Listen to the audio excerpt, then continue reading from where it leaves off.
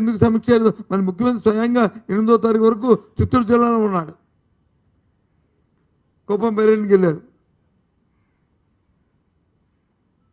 ఓ మాట ఏముంది, ఎలా చేస్తున్నారు, రేపు వైకుంఠ ఏకాదశి లక్షల మంది ఎంతమంది వస్తున్నారు ఎక్స్పెక్ట్ చేస్తున్నారు, ఎన్ని లక్షల మంది వస్తున్నారు, ఎన్ని వేల మంది వస్తున్నారు, ఏ రకమైన మీరు చర్యలు తీసుకోండి అని మా మాట అడగచ్చు కదా.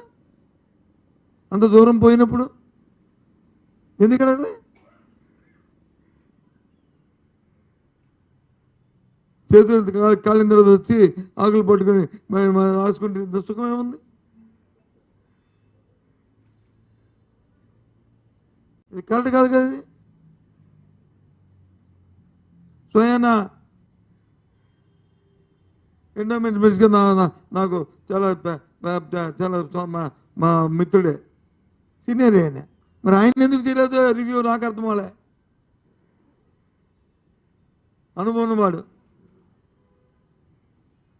నేను రాజకీయాలు వచ్చినప్పుడు ఆయన మంత్రి. మరి ఏమైంది, ఎందుకు వచ్చిందో, ఎందుకు మన అలసత్వం చెందారో నాకు అర్థం అవ్వలే. మరి చేయడానికి మన ముఖ్యమంత్రి గారు పర్మిషన్ ఇచ్చారో లేదో, అందుకు మానేశాడో మరి నాకు అర్థం అవ్వలేదు. కానీ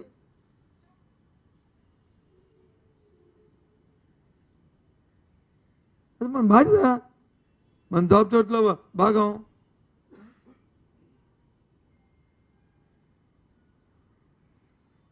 ఎక్కడికి వెళ్తుంది ఈ ప్రభుత్వాలు నాకు అర్థం అవ్వలేదు. నేను ఉప ముఖ్యమంత్రి గారు వెళ్ళారు అక్కడికి. నేను ప్రజలకు అందరి తరఫున క్షమాపణ చెప్తున్నాను. ఇంకా ఈవో గారు చెప్పాలి, వాళ్ళు చెప్పాలి, వీళ్ళు చెప్పాలి అని ఆయన బాధ్యతగా ఆ క్షమాపణతో ఆయన సరిపెట్టేశాడు. ఆయన అప్పుడు లడ్డు ఇష్యూ వచ్చింది, మనందరూ తెలుసు. దానికి ఒక పాయిచేత దీక్షను దీక్ష చేశారు, తెలుసు. ఇప్పుడు దీనికి పాయిచేత దీక్ష ఎవరు చేస్తారు? క్షమాపణ ఏం దీక్ష ఉందా? అది ఎవరు చేస్తారు? ముఖ్యమంత్రి గారు చేస్తారా, ఉప ముఖ్యమంత్రి చేస్తారా, లేదా ఎండోమెంట్ మినిస్టర్ గారు చేస్తారా, లేకపోతే ఆ ప్రాంతంలో ఉన్న మా మంత్రులు చేస్తారా? ఎవరు చేస్తారు ఇది దీక్ష? ఎందుకు జరిగింది ఇది?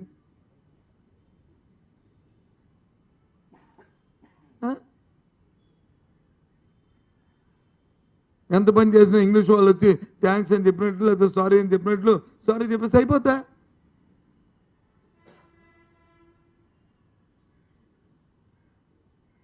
కరెక్ట్ కాదు కదా.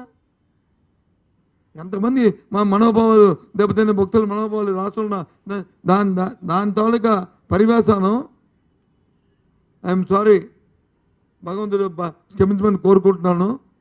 ఇవాళ మన సింహాచల దేవస్థానంలో ఉదయం వెళ్తే అక్కడ లేరు. ఎందుకు భయం భక్తులు, ప్రజలకి ఏమవుతుందేటో ఎంత దీంట్లో వెళ్తేని. దేవుడు ఎంత భక్తి ఉన్నప్పుడు కూడా ప్రాణం మీద అంత ఆశ ఉంటుంది మనిషికి. మనస్సాక్షిగా ఇక్కడ మీ అందరూ చెప్పండి, నేను చెప్పింది అబద్ధమని. ఎందుకు? దాని పర్యవసానం, ఆ ఫీలింగ్స్, ఆ భయాలు, ఆ ఆందోళనలు. అంటే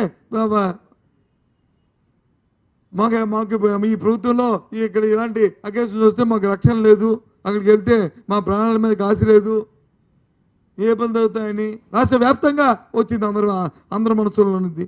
ఇది చాలా దురదృష్టం కాదా? చెప్పండి, ఆలోచించండి.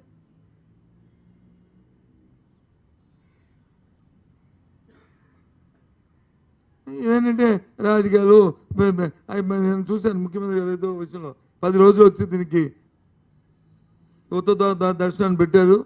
ఎందుకు పెట్టారు ఇది దాని నుంచే ఇవన్నీ జరిగినాయి అన్నట్టు అర్థం వచ్చేట్టు మాట్లాడారు. పెట్టి 5 సంవత్సరాలు అయింది కదా, లేకపోతే ఎన్ని సంవత్సరాలు, 4 సంవత్సరాలు అయింది కదా. మరి ఈ 4-5 సంవత్సరాల్లో ఎక్కడైనా జరిగిన ఒక ఇన్సిడెంట్ ఏం జరిగిందా? ఎందుకు జరగలేదు మరి ఇప్పుడు ఏం జరిగింది? ఇంకో మంది అంటారు ఇదేదో కుట్ర అంటారు. ఏంటి నా మాటలు? కుట్ర ఇంత పేలంగా మాట్లాడడం. ఇంకో మంది అంటారు జగన్మోహన్ రెడ్డి వెళ్ళే ముందు వచ్చి కవర్లు ఇచ్చారు వాళ్ళందరికీ, ఎవరికి దెబ్బలు తగిలిన అందరికీను. వాళ్ళతో ఏదో చెప్పిస్తానండి. అంటే ఆ భక్తులకు దెబ్బలు తగిలితే వాళ్ళని వచ్చి అంత కించపరుచుకొని కవర్లని వాళ్ళ తాలూకా మనోభావాలు దెబ్బతినేటట్టు మాట్లాడుతున్నావా? ఏంటిది? దేనికోసం? అవసరమా అలాంటి మాటలు?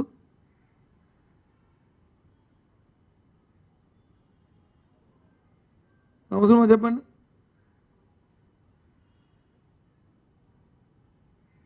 జరిగిందాన్ని ఎవరైతే దాని సంఘటన బాధ్యులైన మనం చర్యలు తీసుకొని రాబోయే కాలంలో జరగకుండా చూసుకోవాలి. మనం తప్పనిసంగా మనం ఎంతవరకు మనం యాక్ట్ చేసామనేది కూడా మనసాక్షిగా మనం ఆత్మహత్యం చేసుకోవాలి. ప్రభుత్వంలో ఉన్న పెద్దలు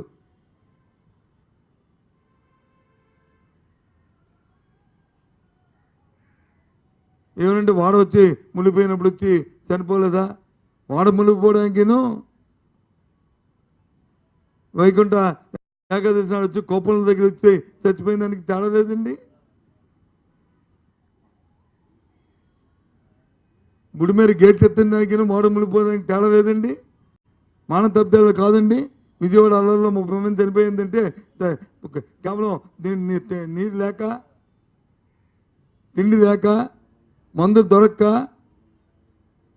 ఆ అపార్ట్మెంట్లో ఉండి చనిపోతే అవి మానవ తప్పిదాన్ని కాదండి. అది విజయవాడ వరదల్లోనూ మనసు కొట్టుకుపోయారనుకోండి, అది వేరు. ఆనకట్టు కొట్టుకుపోయింది వెళ్ళిపోయారంటే నీళ్ళు దొరక్క తాగడానికి, తిండి దొరక్క, భోజనం దొరక్క, మందులు దొరక్క చనిపోతే ఇది మానవ తప్పిదం కాదండి. అంటే ప్రభుత్వం ప్రజల పట్ల, ప్రజల మానవ ప్రాణాల పట్ల ప్రతి అంత నిర్లక్ష్యంగా ఉందనడానికి ఇవన్నీ ఆస్కారాలు.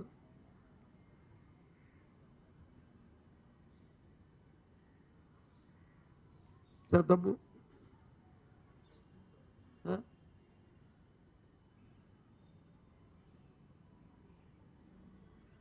ఏమని అంటాం అనుకోండి, అదో అధికారి వచ్చి వైసీపీ ఉన్న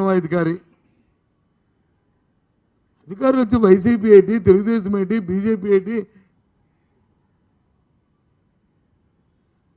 కాంగ్రెస్ ఏంటి? అధికారులు వారికి ఉన్నది కానీ చేస్తే ఎవరు ఎఫెక్ట్గా ఉన్నారు, ఎవరు దీనిగా ఉన్నారు చూసుకోవాలా. వాళ్ళు వచ్చి వాళ్ళతో పనులు చేయించుకోవాలా. ఎఫెక్టివ్ లేని ఎఫెక్టివ్గా ఉండేట్లు వాళ్ళకి ట్రైన్ చేసుకోవాలా. ఇంకా ఆల్సత్వం చేస్తే వాళ్ళ మీద వాళ్ళని పక్కన పెట్టాలా. అంతే వాళ్ళు ముద్రలేసి వాళ్ళ మనోభావాలు దెబ్బతిన్నట్లు వాళ్ళ కార్యక్రమాలు చేసి,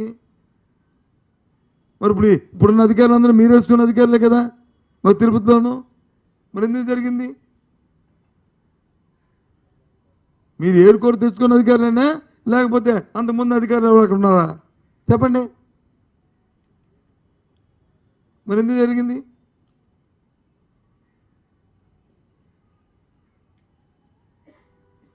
దేనికోసం?